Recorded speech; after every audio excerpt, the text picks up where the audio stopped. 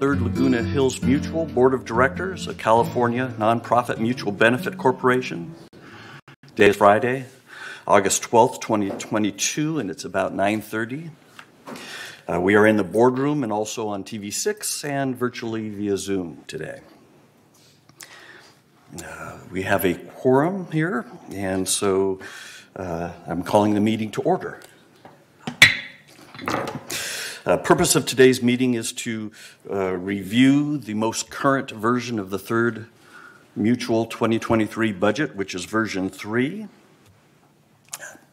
So I'd also like to acknowledge the third members that are here in the room, as well as those watching on TV6 and any who are on Zoom. As well, I'd like to acknowledge any media that might be listening in.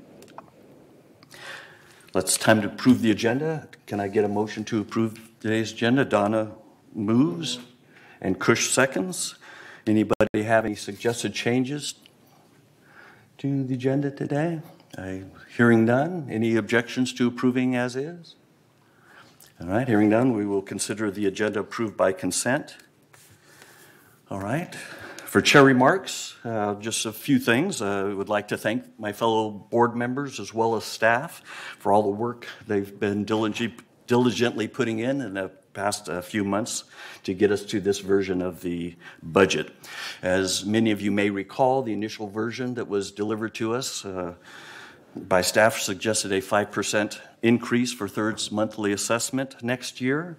And since that initial version, there's been great partnership with the board and staff, along with many meetings, and even with the current climate where everything seems to be costing more, by working together, the board and the staff have been able to eliminate close to $28 per manor per month from that first version. And with this version, we're looking at no increase to the Third Mutual portion of our monthly assessment next year. Jose is looking forward to sharing even more background and details about our budget process and how the figures are looking, so I'll leave that to him. But first, we're going to move on to next agenda item, which is the open forum. Okay, so the staff is telling me that there are no open forum requests today, so I won't give my spiel about how long people can talk, and we'll move on to agenda item 8. Jose, the floor is yours. Thank you. Thank you, Mr. President. Yes, it's a pleasure to meet with you this morning to review the 2023 business plan. This is our third version of it, and I know that we've gone over it several times, but we'll go over it in some detail, just so those at home listening can kind of see and understand the plan. But first, as President mentioned, I want to go through and give everyone an idea of where we've been and where we come from. So on this particular slide, I know it's small, but I just want to remind everyone that ours is a fairly lengthy budgeting process. We began back in March, and I won't walk you through each of them, but there are a total of 22 official open session meetings between all the mutuals where we meet with board members. We open it up to the public and disclose what's in the budget and also take suggestions. We look at these again and again to make sure to give you the best service that we can at the most reasonable prices. So that's really what we're here to do, is to help out with the assessment and to provide all the service that we can. So again, this is just an effort to let you know that this is, we're rounding the end here. At the conclusion of today's meeting, the next time you'll see the budget, it'll be at your regularly scheduled board meeting in September, and at that point, it'll be up for your adoption. So it'll be good. But let's go through the actual budget itself. Again, want to look back and say that starting back in March, we did a lot of work internally before we even presented anything before you. We had each of our department heads go through and put in, I won't call it a wish list, but all of the expenses that are required to meet your service obligations. And then at that point, staff took all the budgets and compiled them and allocated them and did all of our calculations that we needed to do, and we put a report before the CEO. And at that point, she was able to take a look and sharpened her pencil and really asked staff to go back and reevaluate and see, hey, what can we do better? Where can we make sure that we're getting the best value out of your funds? And so at that point, each of the departments went back and recalculated their budget, re-put in, maybe took a look at some of their staffing and did a lot of changes that way and came back with a much lower budget. And even at that point, the CEO met with the departments again, individual meetings with each department head to make sure that each line item was justified. So there was a lot of work that was done on the staff end of it before we even brought any numbers or figures before the board.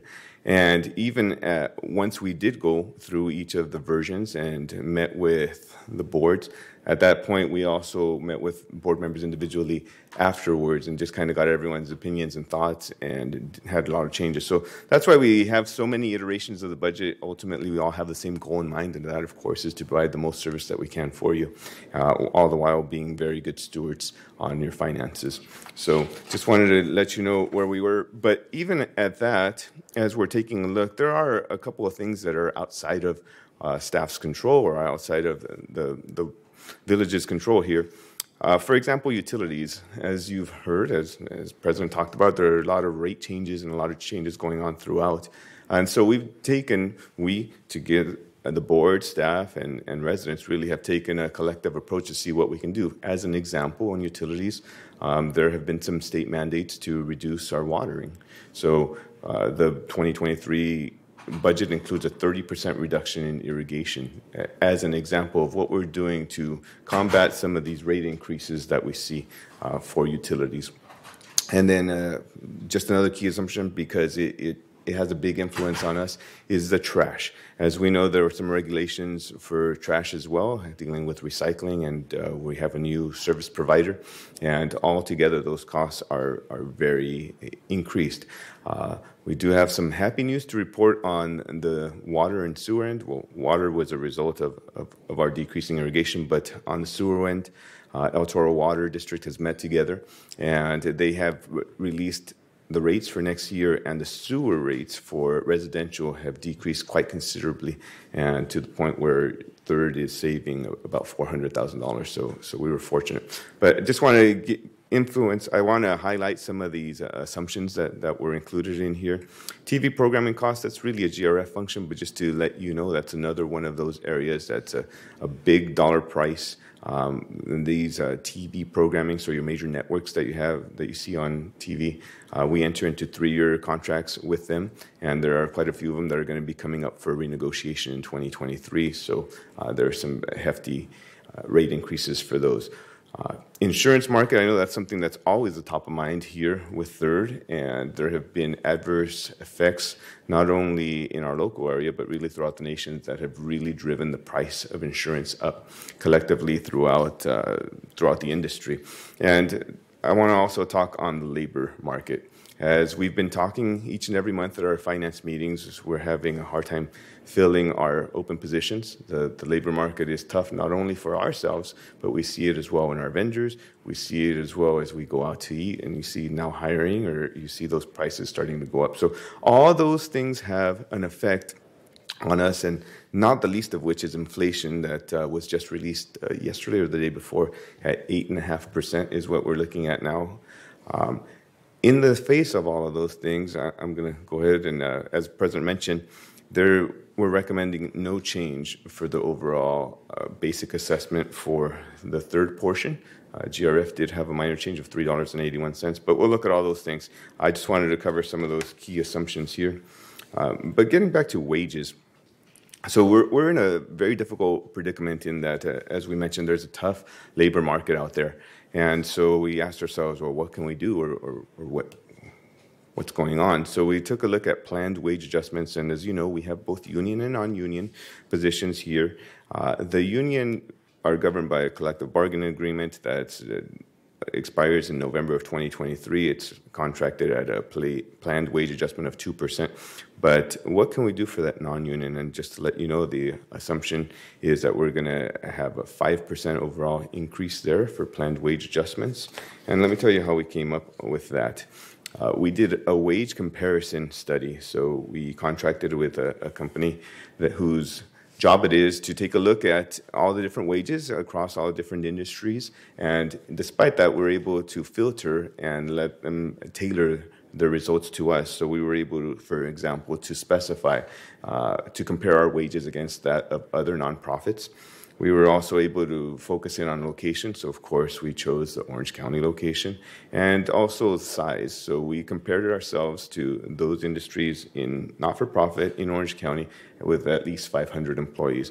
And as we did that, we went line item by line item, and again, we reviewed all full-time, non-union positions, excluding the executive team, and we saw that altogether about 69% of your employees are under market. That means that they realistically can go elsewhere and make more money. So what can we do, or what do we do at that point? So on this next slide here, again, we've been talking about inflation. Here's a little chart that compares inflation against planned wage adjustments, or budgeted wage increases, I should say. So the dark line here is the budgeted increase. The orange line is the CPI. So anytime that green line is, so in other words, the budgeted increase is over the orange line, your employees are getting more purchasing power. Their dollars are stretching further. They're outpacing inflation. But as of late, anytime that orange line is over that green line, your employees' pay is actually decreasing. Their dollars aren't able to buy as many goods. So that's, again, the question that we're left to ourselves. What can we do? Would it be fair to say, hey, let's keep up with inflation and give everyone a 9%? We wouldn't think that would be very good stewards of your money either. So our assumption here for 2023 is a 5% pool. That doesn't mean that every employee is going to get 5%. Of course, we're going to be taking a look to see how everyone is fulfilling their job. We're going to be doing evaluations and those kinds of things, but that would be the pool that's available to them. So again, what does that mean for third? I'm happy to report, as the President mentioned, that the third basic assessment is remaining unchanged from 2022 to 2023. You can see a little bit of history there. However, every member of third is also a member of GRF, so this is a more realistic, because this is what you end up writing a check for. Including GRF, it's going to increase $3.81, so about 0.5% altogether. Again, third portion is zero. Also want to talk for a quick minute about staffing. Overall staffing, this is community of shared resources. Overall in the last 10 years has decreased. It's accurate, but it's a little bit of a misnomer. There are some positions that have been outsourced, for example, lifeguards. We still have lifeguards, but back in 2014, we employed them directly. Now we're using an outside service to provide them. So I'm providing this because this is a question that I'm often asked, how many full-time equivalents that we have. But what I do want to focus on is between 2022 and 2023, there was a total change of 1.78. We increased 1.78. And the reason that we did that is because we have two particular positions, customer service positions, that were previously authorized, that are already hired, that are already on staff. And the purpose of these positions is to deal with incoming calls. And we've seen that with the addition of these positions, we have lower abandon rates, lower hold times, and higher answer rates. So with the improved metrics, we thought it was very justified, and our CEO decided to let those two slip on in. No, she was very judicious about what we were going to put in there, but that was a very good use of your funds and resources. So wanted to make you aware of that. Another thing that we did from the full-time equivalent thing perspective is that we started instituting a vacancy factor. And what I mean by that is that our budgets include authorized positions of 735.97 full-time equivalents. However, we're only seeking funding, we're only seeking funding of 711, and the other 24 and a half positions are a vacancy factor. We realize that as positions become open, there's oftentimes a gap, or there's some time that it's taking us to recruit. As I mentioned, our market is very difficult. So we have some of that time that goes unfilled. So what are we to do? We definitely want to hire up to those levels, that 735, but there's no reason to pass on those assessments. So we've included this factor to where what you'll see today includes only funding for 711. We're still seeing some of the results from COVID, the face of the employees is changing, and how that is happening is still being evaluated. So next year, as that starts to calm down, we're going to really evaluate and see which of those positions should be continued on for future years. So that is our commitment to you, is that we'll continue to evaluate that. The good news again is that we're funding 711. So you'll see that is one of the reasons that we were able to keep your assessments stable. So that's pretty good. And as President mentioned, when we originally provided version 1, the third line from the bottom, the third basic assessment was $587.55. Since then, we've partnered with the boards and staff, and we were able to reduce that to $559.62, a decrease of $27. GRF also had some significant changes. Normally, I put in a slide in here to show the changes between the most recent version, which is version 2 to version 3. There were none, but I want to bring to everyone's attention that, again, we've been working hard all together. We've been partnering to come about that. So this is some really good news I wanted to share here with you. So on this next slide, here's the chart that we're going to be coming back to repeatedly.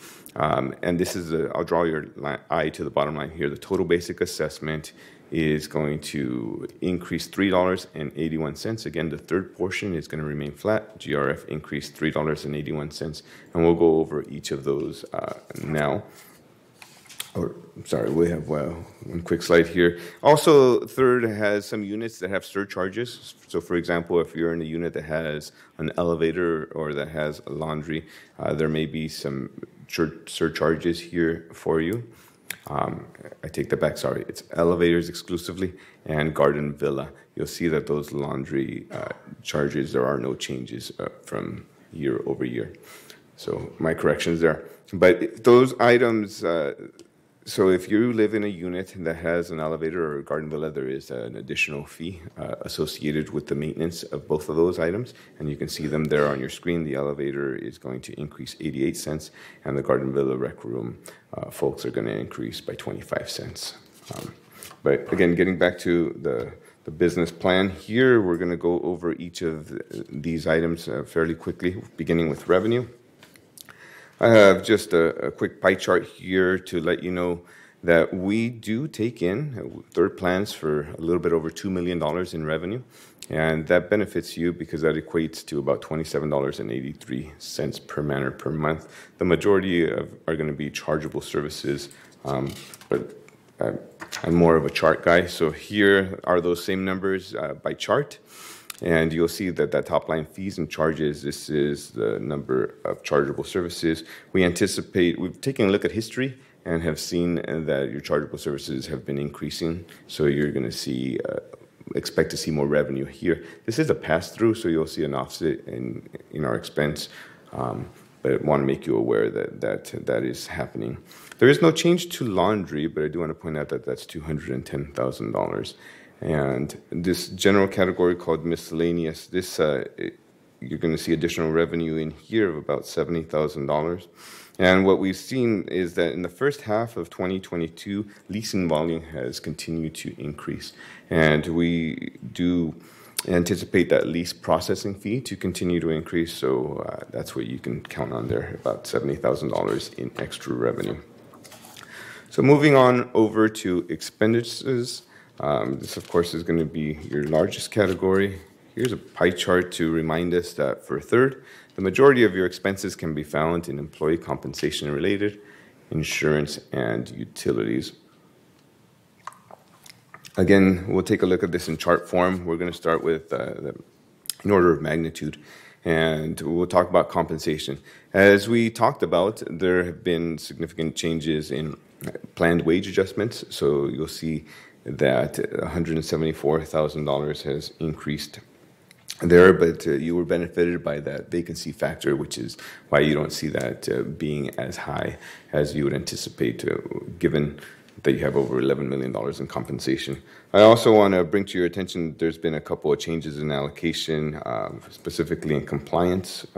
Formerly, you were charged as 3% of their time. Most of it was paid out of GRF, but we re-evaluated that and took a look at where their time was spent and are now splitting that more evenly between the mutuals, since that's the majority of compliance has to do with mutual work. Moving on to insurance. Insurance, I'm happy to report, is going to be a decreased budget of about $126,000. And as we know, the insurance budget is set for approximately $675 million of coverage. We took a look and just had a renewal at the June renewal date, and it came back better than we had anticipated. So we're just passing on those savings there. So altogether, you'll see a $126,000 reduction coming from insurance. I will also point out that the hazard and liability insurance, those premiums had a normal increase, so you'll see a little bit of an offset there. But altogether, insurance is planned to decrease by about $126,000. Utilities, we talked about trash coming in higher than we expected, and we were very happily surprised with those sewer rates. So those essentially offset, but I will give you some general numbers here. Trash increased $403,000 with the requirement for recycling and those kinds of things. We were very fortunate to have sewer decrease by $334,000 due to the new sewer rates, and because of your willingness to comply with water reduction standards, that is a decrease of $86,000. So altogether, utilities are roughly flat, but there's been a lot of movement within there. So I wanted to bring those items to your attention. And the next biggest item here is outside services for about $1.3 million. And you see an increase here of $350,000. The majority of that is going to be from fumigation and related expenses. We're anticipating doing more buildings in 2023, about $186,000. And earlier I talked about chargeable services. The chargeable service expense is here on this line, so you see about $130,000 extra. Again, you saw the offset in revenue. We have to show it on both sides. These pesky accountants keep us on our toes, but we show both revenue and expenses, and here is the expense portion of that. So altogether, there's a $350,000 increase. Some of the smaller expense categories you can see on your screen. Net allocations to mutual. This is as GRF's expenses go up and down, you'll see minor changes here, so about fairly even here. We have an other category that is increased by $6,000. There's a lot that goes in there, but I'll give you the major change. It's going to be the elevator. Your elevator contract is increasing slightly, so that's the change here. Materials and supplies, we're happy to report a decrease, and this is going to be primarily a result of, again, some litigation that has taken place. Your handheld landscaping equipment, so your blowers, your edgers, and those kinds of things are going to go, they're going to need to be replaced with electric versions of them. And since we're going to do those in mass, we're going to take those out of a capital budget, so we don't need a budget for them in your materials and supplies, and so that's why the decrease here. And lastly is legal fees. The boards have been doing a very good job at keeping tabs on what's being sent out to legal for opinions and those kinds of things. So we're happy to report that there is going to be, the trend is that there's decreased legal fees. So we were able to decrease the budget by $134,000. The next portion of your budget deals with reserve contributions. The reserve contributions altogether, we're recommending a $9 per man per month increase, and we'll talk about those. I'll start by saying that Third had contracted a reserve study. So a reserve specialist came on site to evaluate those items for which you have responsibility to repair or maintain for the next 30 years. They do this once every 3 years where they come on site to do so, and we were able to have them on site this year. They were able to take a look at everything and ultimately recommended a $9 increase. This is the report that they put together, and I'll just walk you through it very quickly here. The purpose of a reserve study is A, to make sure that you're going to have sufficient funds to meet your reserve needs, and B, to give you an idea of what kind of risk you're at for a special assessment. They use the chart here that's on the bottom of your screen. They call less than 30% funded being at a high risk, between 30 and 70 being a medium, and over 70 being at a low risk. But I will say that this is the same metric that is used on small HOAs, from any number of units, to the really large HOAs. I'm happy to report that we have about $20 million in reserves currently, or that's what we're projecting to begin 2023 with. So we're standing at a pretty good place. That being said, we need to continue to contribute to our reserves to make sure that that is still always the case. So I'll break down on this second slide here. Here is the reserve specialist 30 years. This is a requirement by law that we're supposed to provide a 30 years. And there in that yellow and red bar, you can see that if we continue at the pace that we're contributing, we anticipate spending down the percentage of reserves. However, of course, this is over the next 30 years, and we'll be making adjustments as we seem fit. I will also point you to that very first column. That's the starting balance, so you can see that there is a plan to keep you, at no point do you go any lower than $8 million over the next 30 years. But again, this is fairly theoretical in practice. We have to do this per law requirements, but it is something that we're obviously monitoring and taking a look at. But again, for this year, this is our recommendation here. On this chart, you can see several years of actuals and plan. I'll break that down per matter per month here over the next couple of slides. But again, this is $161 or a $9 increase compared to last year. So here is a 5-year. For internal purposes, we think 5 years is a little bit an easier look. I think it's easier for us to plan over the next 5 years versus the next 30. But you can take a look here. Last year, the contribution for the replacement fund was $146. And we recommend it to go up to $154.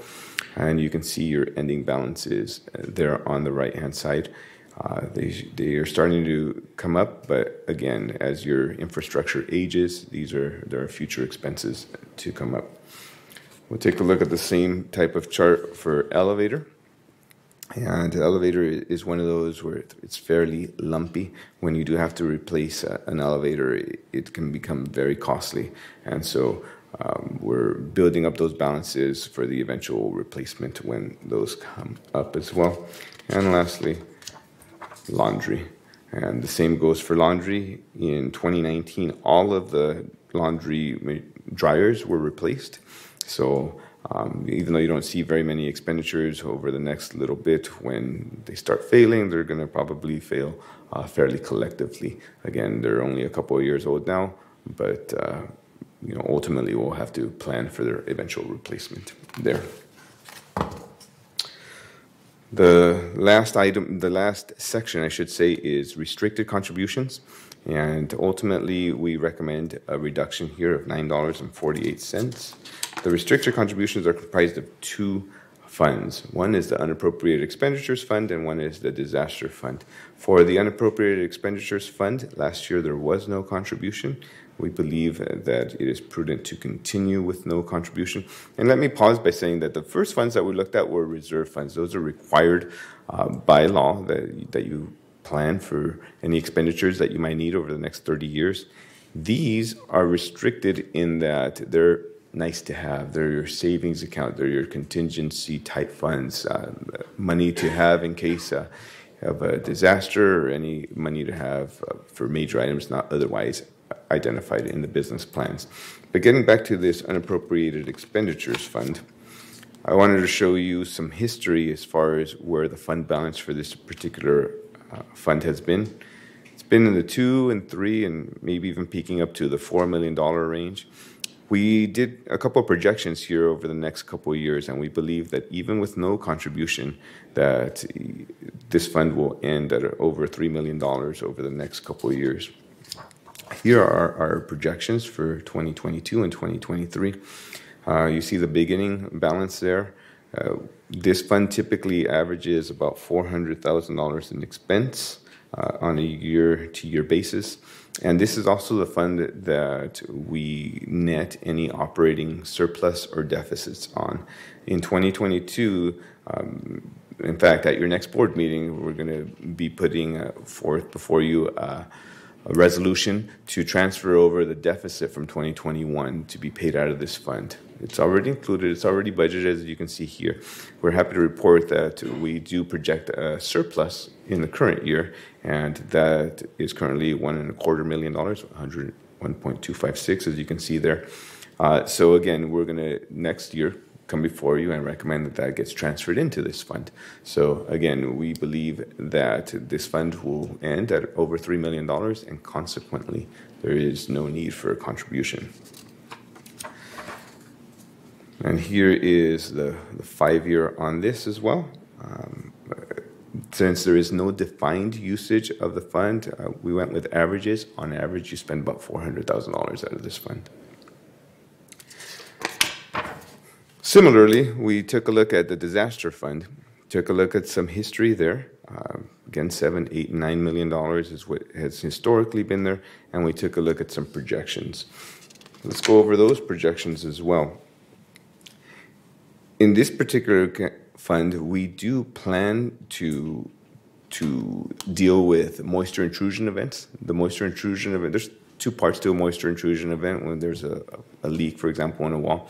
First of all, we have to do the cleanup. We have to clean up anything that has gone bad, and then we have to get into the wall and fix whatever caused the initial problem. The fix, if you will, the construction portion is funded out of our reserves, since that's going to improve your infrastructure, extend the life, and those kinds of things. And the cleanup portion is funded out of this fund, this disaster fund. So historically, that's been at about $1 million, and that's where you can see the expenses. So the projection for 2022 and the projection for 2023 primarily have to do with those moisture intrusion cleanup events.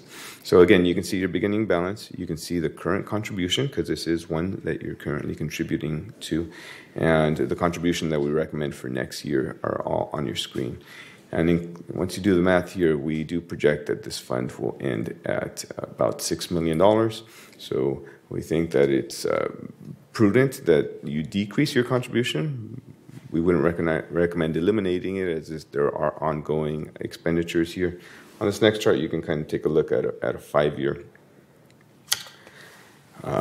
We've historically been at a $25 contribution, so that's what we put in there for future years. Of course, that's nothing you're committing to today, but wanted to give you an idea of where this fund is or where it's going in the future. But for the current year, we think that $12.26 is prudent to put in there to maintain these things going forward. And the last chart here is just a chart that does the same thing, does a 5-year look for the surcharge fund, the Garden Villa Rec Room Fund. Again, not everyone contributes, only those members in Garden Villa. We have presented this to the Garden Villa Association. But overall, they are maintaining their ending balance at about $120,000. Going forward, we anticipate another 25-cent increase next year and in 2024, but probably not after that. But wanted to share that with you. So again, we'll come back to this slide. We're very happy to report that third basic assessment, through a lot of collaboration, has come in at no change from last year, including GRF's basic assessment of $3.81. The total per manor per month will be $780.93. And with that, I will be happy to take any questions. Okay, Annie? Thank you, Mr. Chair. I had a couple of questions. One is probably, let's see, slide number 7, 6 and 7.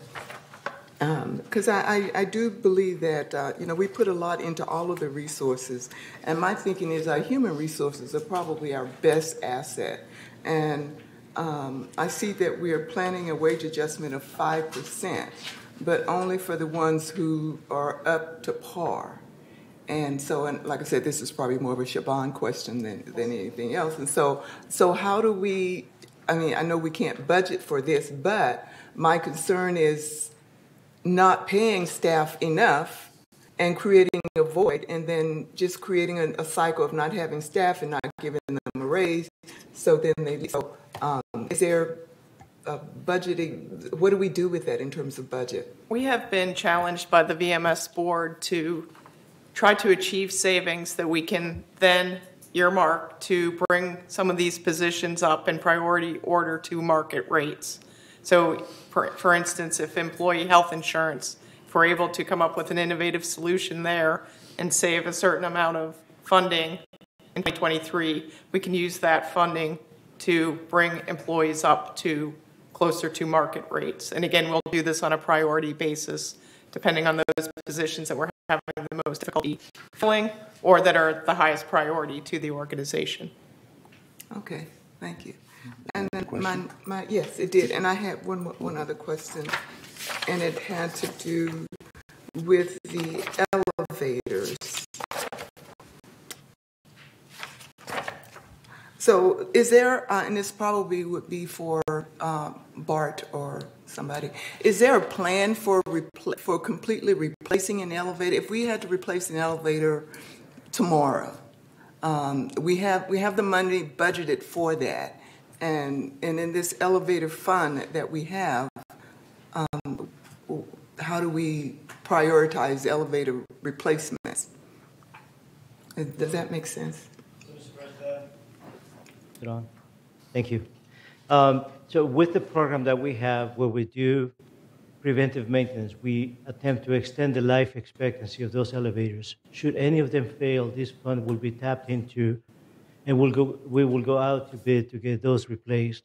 There should be sufficient funding to address a single elevator that may need replacement at this time.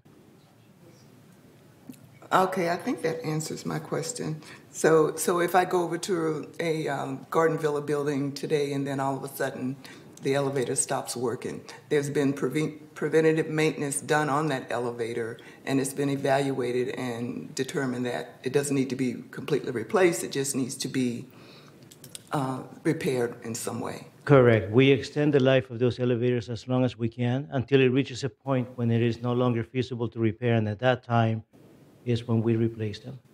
Okay. Okay, thank you. Okay, thanks, Bart. Jim had a question? Yeah, if I understand correctly, when you said about the wages compared to market, you excluded executive staff. Do we have any statistics on the executive staff wages? No. We did not include it in the study. We can certainly take a look at that if that is of interest to the boards. Thanks. Thanks. Donna? Yes, I have a question on slide number 23, and it's one that has come up from our members, so I just wanted to move it forward.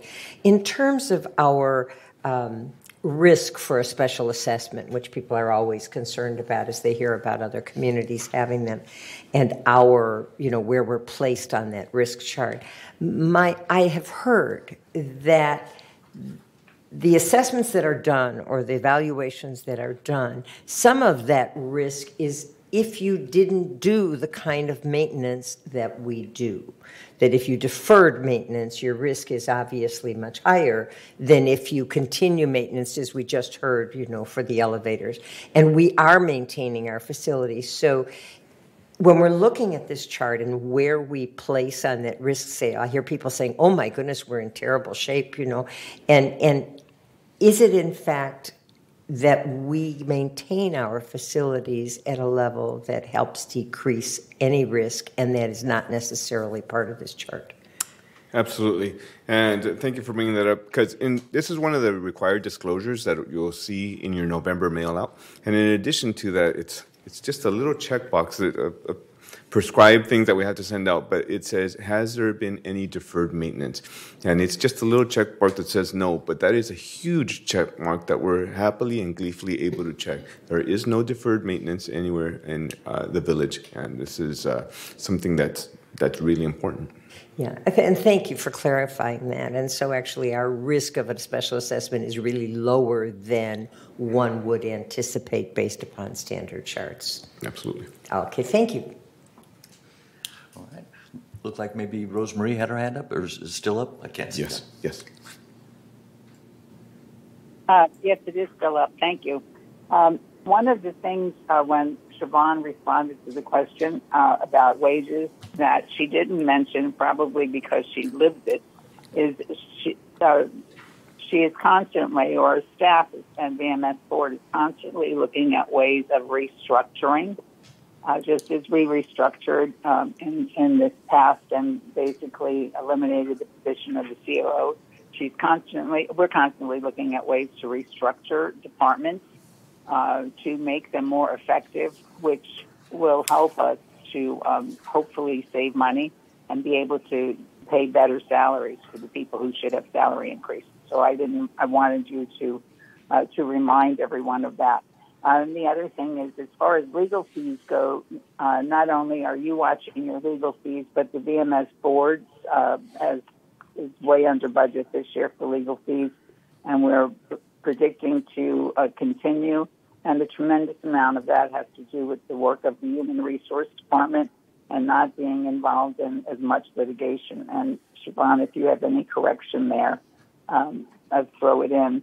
And the last thing is Jose, and I listen so intently because we're out in the streets all the time, is we have to remind everyone that you're insuring for the max, and therefore you're able to save money. But we're not insuring to the full value as per the CCNRs, but you're doing the third board is doing its best to do the best. And when you speak that, I think it's good to remind the people. And that's all I had, and thank you for the opportunity to speak. All right, thanks, Rosemarie. Siobhan, did you have a comment on that? In terms of legal fees, when I started, and I know when VMS took over from PCM, there were a lot of legacy cases that we had to work through. I'm proud to say that the Human Resources Department has done that. So we really have nothing in the pipeline. I want to knock on wood, but that's very good news for everybody. Great, thanks. Jim, another question? Yeah, another question. We're comparing our wages to market, but are we comparing our benefit packages to market? Because isn't some of the attraction here that we have better benefits than a lot of the outside employees even though our wages are lower, our benefit package is better? And do we have any comparison of that? There's no official comparison to that, but yeah, there's of course a lot of external forces, not the least of which is working with you wonderful people. No, we want to compare all those things. In addition to that, there are other considerations such as the ability to work remotely and those kinds of things. So there's more to the comprehensive package. And our Human Resources Department, when they interview and get feedback from applicants, and especially when the applicants decide not to come here or they decide to come here, they get an indication of, whether it was a benefit-related decision, either pro or con. So that's always helpful information, and that's passed along. Thanks. Is there a possibility that we could get a breakdown of wage percentages versus benefit package percentages? We'll take a look and see what's available to us, definitely. And this is something that's ongoing. It's not something that we just did once. We continuously evaluate. We're one of the things that we're doing from a human resource perspective is we're having a harder time filling it. Why is that? And we take a look at them as well. This is an ongoing membership that we have to help us to evaluate those things. So we will. Great. All right. Any, Donna? Yeah, just one quick one. On slide number 20, under the expenses by category, there's an increase in outside services that you had identified as being primarily related to fumigation. So my question is, are we still catching up from the fumigation that couldn't be done at the beginning of COVID? Or have we changed our schedule in some way? Or is it just the increase in costs general, or a little bit of all of the above? Just was curious as to whether or not that catch-up is still part of the factor. There are more buildings that are going to be scheduled. There are more buildings in comparison to last year. I'm sure that there is a rate change as well, but there are more buildings. Thank you. All right. Any more questions, comments? Kush? Sure, thank you. On slide 32, we say there is expenses $400,000, At one time you had mentioned what it was. I just want you to remind me what you use that expense for.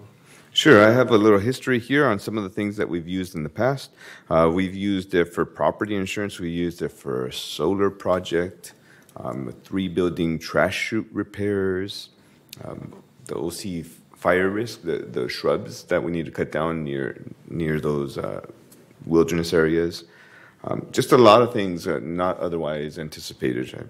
The list goes on and on, but smaller in nature. So. Okay. What was the last thing you said? Trash chute and one after that? Trash chute repairs, red curb reset implementation. Okay. The last thing he had mentioned was specifically the cut back on the back behind the fence to 30 feet.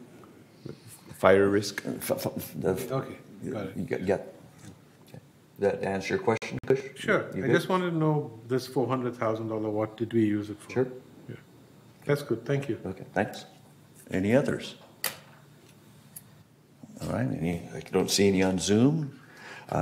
So again, thank you, staff. For those of you watching, we've been through many of these meetings before, so we've had a whole lot more questions. Just we're getting down to the end of this process. So again, thanks to staff for listening to us and helping make this as best as we could. We'll now move on to agenda item 9, director's comments. I'm going to start, Ira, with you. Any comments? None so far, thanks. Okay, not so far. You better speak now or forever hold your peace for today. No All right. comment. Okay, Jim, nothing for Jim? Anything for you, John? John, you have any comments? None? Okay, all right, Donna? Nothing except to thank staff, all of the departments, the board, everybody. It's in the face of 9.1% inflation to hear that we don't have an increase, and yet we still are going to have no deferred maintenance. I mean, it's incredible, and so a big thank you to everybody, including our members who show so much interest and support what we do. Thank you. Hey, Ralph? I'll add to the thank you and the compliments to the staff, and other than that, I have no other comment. Okay, great, thanks. How about you, Annie? Ditto to the comments that I already made, and also I just appreciate these meetings because every time I attend one, I get a little bit more information, a little bit more enlightening, and now finances is not such a terrifying experience for me now. So thank you, staff, for making it understandable. Thanks, Annie. How about you, Chris? No comments? Kush? I will echo most of the comments that my colleagues made, and I want to thank the staff for coming back with us, to us with a really positive experience, and especially to Siobhan, who pushed her staff to get to this stage. Thank you, Siobhan. Appreciate it. Jules, I see you're on Zoom. Are you have any comments? No, but I just want you to know that I did finally get onto Zoom, and I guess I second Annie's comment about how fearful it is to look at some of these documents. And I guess my comment is, as I just sent you an email, Mark, that I'm wondering whether we'd actually get more information if we broke our board up into small groups that could drill down into isolated areas of finance. Because at this point, most of what goes on, I have no understanding, and I wonder how much control we really have over what's going on. And that's why I think perhaps breaking us up into smaller groups would allow the staff to explain their decisions and our options in a little more detail. But that's just an observation. Thank you. I have nothing further. Okay, thanks, Jules. Appreciate that. Anybody else on Zoom that wants to talk? Rosemarie, Wei Ming? I'll assume that's no. Any comments from staff? No, thank you. I just wanted to thank the board for their excellent cooperation. It's been a privilege to work with you through this budget. Good. All right. Ditto. Okay, great. Thank you. All right, and with that, we will adjourn. Thank you, everybody, for attending and listening and watching. And thanks, staff. Appreciate it.